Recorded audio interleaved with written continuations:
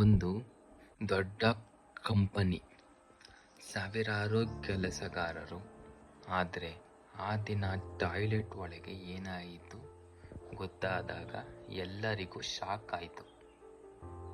ಒಬ್ಬ ಯುವತಿ, ಒಬ್ಬಳೇ, ಅವಳು ಜೀವನದಲ್ಲಿ ತೆಗೆದುಕೊಂಡ ಒಂದು ನಿರ್ಧಾರ ಒಂದು ಹೊಸ ಜೀವದ ಅಂತ್ಯಕ್ಕೆ ಕಾರಣವಾಯಿತು.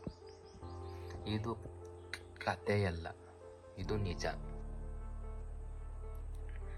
ಇದು ನಡೆದಿದ್ದು ಬೆಂಗಳೂರಿನ ಹತ್ತಿರದ ದೇವನಹಳ್ಳಿ ಪ್ರದೇಶದಲ್ಲಿ.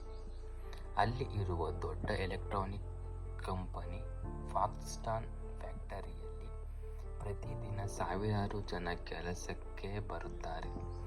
ಸಾಮಾನ್ಯ ದಿನ ಎಲ್ಲರೂ ತಮ್ಮ ಕೆಲಸದಲ್ಲಿ ಬ್ಯುಸಿ ಇರುತ್ತಾರೆ. ಆ ಹುಡುಗಿ, ಸುಮಾರು ಅವಳಿಗೆ 19 ವರ್ಷವಿರಬಹುದು, ಚಿಕ್ಕ ಊರಿನಿಂದ ಬಂದು ಕುಟುಂಬದ ಪರಿಸ್ಥಿತಿ ಸುಧಾರಿಸೋಕೆ ಕೆಲಸಕ್ಕೆ ಸೇರಿದಳು. ಆದರೆ ಅವಳ ಜೀವನದಲ್ಲಿ ಒಂದು ರಹಸ್ಯ ಇತ್ತು. ಅದು ಏನೆಂದರೆ ಅವಳು ಗರ್ಭಿಣಿಯಾಗಿದ್ದಳು. ಆದರೆ ಯಾರಿಗೂ ಹೇಳಿರಲಿಲ್ಲ. ಏಕೆಂದರೆ ಭಯ, ನಾಚಿಕೆ, ಸಮಾಜದ ಮಾತು. ಒಂದು ದಿನ ಅವಳಿಗೆ ಅಚಾನಕ್ ಆಗಿ ಹೊಟ್ಟೆ ನೋವು ಶುರುವಾಯಿತು. ಅವಳು ಯಾರಿಗೂ ಹೇಳದೆ ಟಾಯ್ಲೆಟ್ ಒಳಗೆ ಹೋಗಿದ್ದಳು.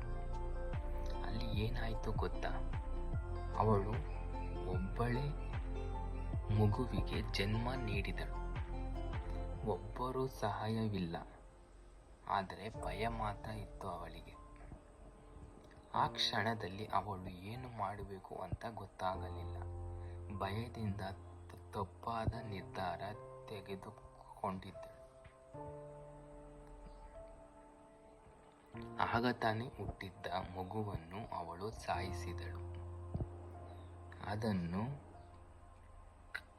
ಕಸದ ಬ್ಯಾಗ್ನಲ್ಲಿ ಹಾಕಿ ಅಲ್ಲಿ ಬಿಟ್ಟು ಹೊರಗೆ ಬಂದಿದ್ದಳು.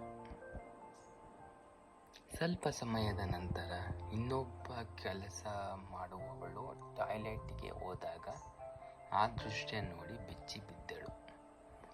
ತಕ್ಷಣ ಮ್ಯಾನೇಜರಿಗೆ, ನಂತರ ಪೊಲೀಸರಿಗೆ ಮಾಹಿತಿ ಹೇಳಿದಾಗ ಪೊಲೀಸರು ಬಂದು ತನಿಖೆ ಶುರು ಮಾಡಿದರು.